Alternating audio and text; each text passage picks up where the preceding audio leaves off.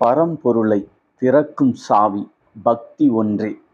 புலன்கள் பூட்டி மெய் வருத்தி எண்ணம் குவித்து எப்பொழுதும் அவன் நினைவாய் இருப்பதே ஆண்டவனை அடைய ஆகச் சிறந்த வழி. ஆழ்வார்கள் அனைவரும் மேற்சொன்ன நெறிகளின் வழியே மெய்ப்பொருள் காண முற்பட்டனர். ஆண்டாள் மட்டும் இதற்கு விதிவிலக்கு.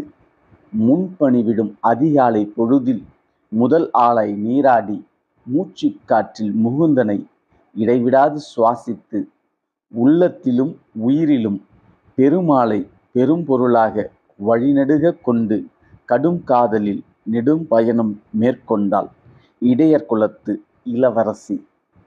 ஆண்டாளுக்கு மட்டும் வைகுண்டம் ஆயர்பாடியில் இருந்து கூப்பிடும் தூரத்தில் இருந்ததோ என்னவோ. வாழ்வின் புறம் அகம் இரண்டிலும் வைகுண்டநாதனை வரதராஜனை வற்றாத அன்பில் வாரி அணைத்து கொண்டாள். கருநீல கண்ணனும் கோதையின் காதலில் காலம் துறந்து சொப்பனங்கள் சுமந்து சொர்க்க வாசலின் படிக்கட்டுகளில் காத்திருந்தான். பெரியாழ்வாரின் பெருந்தவத்தை பிரபஞ்சத்தின் பேரழகை எதிர்நோக்கி. ஆண்டாளின் 26ஆம் பாசுரம்.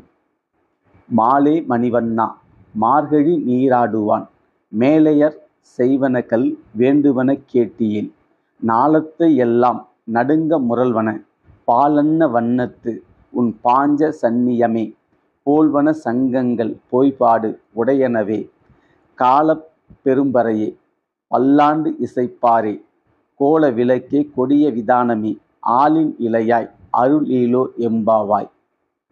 பக்தர்களிடம் கட்டுப்பாடுகள் இல்லாத அன்பு கொண்டவனே, நீலக்கல் நிறத்தவனே, பெரிய சமுத்திரத்தில் ஆளிலையில் மிதப்பவனே, முன்னோர்களால் வழி வழியாக மேற்கொள்ளப்படும் மார்கழி நோன்பிற்கு உலகத்தையே அதிர வைக்கும் ஒளியையும் பால் போன்ற நிறத்தையும் கொண்ட பாஞ்சனம் போன்ற வலம்புரி சங்குகளையும் பெரிய முரசுகளையும் பல்லாண்டு பாடும் பெரியோரையும் மங்கள தீபங்களையும் கொடிகளையும் பூக்களையும் தந்து நோன்பை நிறைவேற்றுவதற்குரிய இடத்தையும் அளித்து அருள் செய்ய வேண்டும் ஆதிகேசவா.